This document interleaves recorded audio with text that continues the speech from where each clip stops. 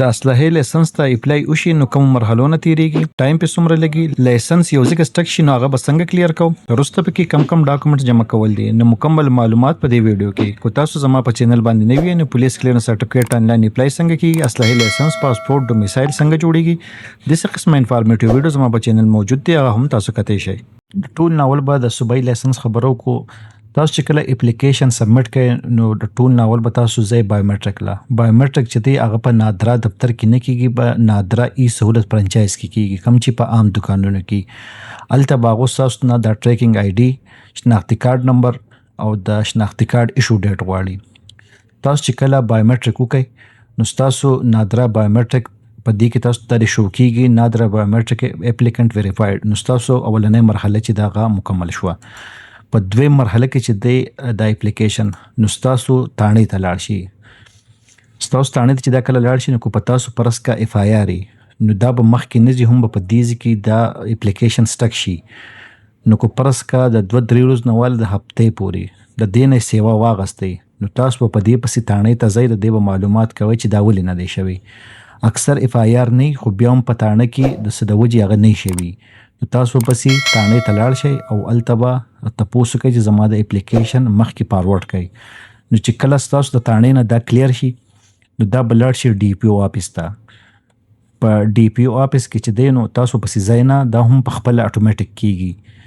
اول چې د تانې نه وشي نو دویم مرحله کې د ډي پي او نه ډایرکټ کیږي، پای کې څه دونه مسله نه وي. دا چې کله د ډي پی او آفیس نه لاړ شي سیکشن آفیسر ارم ته اس او ارم ته، ډیر خلک تپوس کوي چې د اس او ارم څه شی دی. نو اس او ارم تاسو د ضلع چې کوم د اسلحې دفتر دی دی هغې ته وایي. په دې کې چې کم کلرک ناسي یا ټول عمله ده نو تاسو چې څومره کاروي ده هغه دو مخکې پروسس کوي. نو تاسو اپلیکیشن چې کله دو ته راشي نو تاسو په اپلیکیشن کې وګورئ چې آپ کی اپلیکیشن میں کم از کم 60 दिन لگ سکتے ہیں. نو هغوی د دې نه منظورۍ یا ریجیکټ کوي د دې ځای نه، هغه د 2 میاشتو نه مخکې کوي. کو پرس کا تاسو اپلیکیشن ټایم ډیر شوي یا پسې تاسو 15-20 ورځې بعد هم تلی شئ او دا پې مخکې کولی شئ. نو تاسو چې کله اپلیکیشن اس او ارم ته لاړ شي نو تاسو اپلیکیشن هغه ریجیکټ کړي چې په دې کې 300 روپۍ والا سټامپ پیپر جمع کوي. تاسو به ارم دفتر ته لاړ شئ او هلته به 300 روپۍ والا سټامپ پیپر جمع کوي. تاسو کو سټامپ پیپر نه جمع کړي نو تاسو اپلیکیشن مخکې نه ځي. تاسو د صوبایي لایسنس مکمل اختیار چې دی هغه تاسو د ضلع د دفتر سره دی، دا د نور چا نه ویریفای کیږي. کو تاسو ضلع دفتر والا وغواړئ نو تاسو اپلیکیشن په 1 هفته کې هم هر څه کلیر کیدی شي. نو تاسو پسې هیڅ چرته هم مه ځئ، تاسو بس الته هغو پسې لاړ شئ او تاسو اپلیکیشن په هغو باندې خپل کلیر کړئ. د اس او ارم آفیس نه مطلب تاسو د ضلعي دفتر نه چې کله تاسو اپلیکیشن ریجیکټ شي نو تاسو به سټامپ پیپر جمع کوئ. تاسو چې کله سټامپ پیپر جمع کوئ نو دلته تاسو وګورئ ډیفیشنسي سبمیټډ، نو تاسو اپلیکیشن چې دی هغه مخکې پروسس شو. د هغې نه بعد چې دی اس او آفیسر کله تاسو د اپلیکیشن منظوري ورکړي نو تاسو ته هم دلته په دې دغه کې دا گرین شي چې تاسو اپلیکیشن اپروو شو. تاسو ضلعي دفتر چې کله تاسو درخواست اپروو کی نو دا بیا لاړ شي ویپن ډیلر لا. ویپن ډیلر هغه دی چې تاسو ته چا نه اسلحه اخیستي، کو پرس کا تاسو سره اسلحه د مخکې نه موجودي نو هغه هم خیر دی. دې ته به موږ اوس نمبر خېجو. نو تاسو به د اسلحې دکان ته لاړ شئ او هلته به خپل نمبر وخېجوئ. کو پرس کا تاسو سره اسلحه موجودي یا نه د هغو نه اخلئ نو په دستک کې چې کوم رجسټر ویپن ډیلران دي تاسو به صرف هغو له ځئ نو هغو به ستاسو نمبر خېجئ.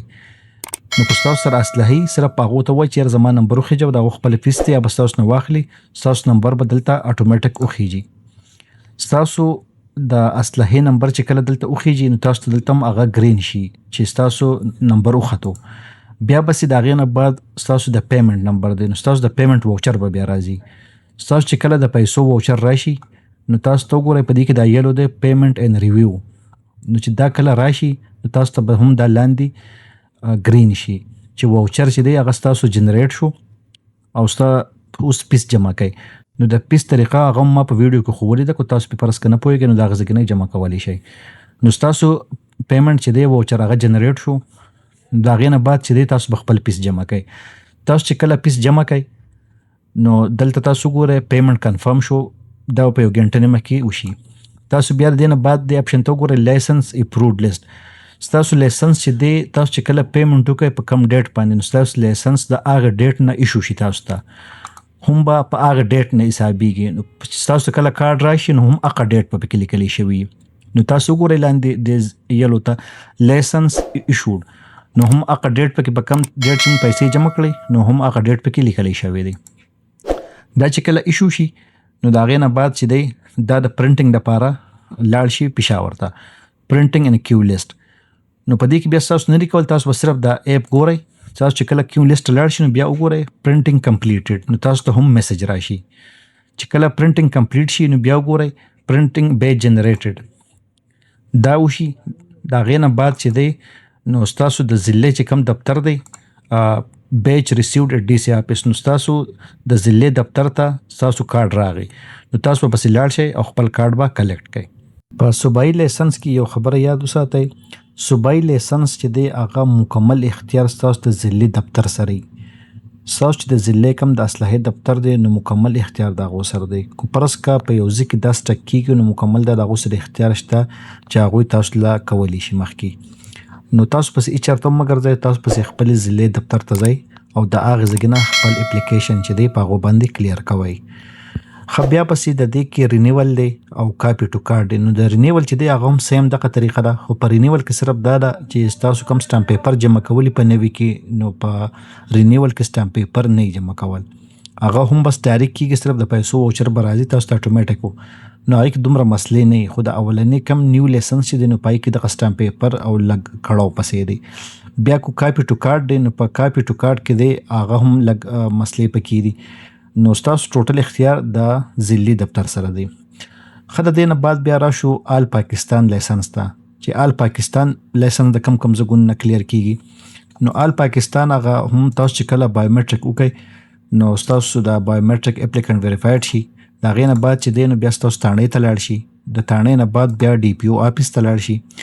د ډي پي او آفیس نه بعد چې دی نو دا ستاسو ضلعي اصلاحي دفتر ته نه ځي، دا هوم ډپارټمنټ ته لاړ شي. هوم ډپارټمنټ پېښور ته تاسو وګورئ دلته هوم ډپارټمنټ ټرایبل افیرز ډپارټمنټ. نو ستاسو اپلیکیشن چې دی آل پاکستان هغه به اول د تیز نه کلیر کېږي نو بیا به هله ستاسو د ضلعي دفتر ته ځي. نو که فرض که تاسو د آل پاکستان لایسنس جوړوئ او هغه په دې ځای کې سټک شوي نو تاسو به پسې په دې ځای کې اپروچ کوئ نو اول به د دې نه کلیر کوئ. چې کله د دې نه کلیر شي نو هغه به بیا ستاسو چې کوم ضلعي دفتر دی د اصلاحي نو د ویریفیکیشن لپاره دا بیا هغو ته لاړ شي.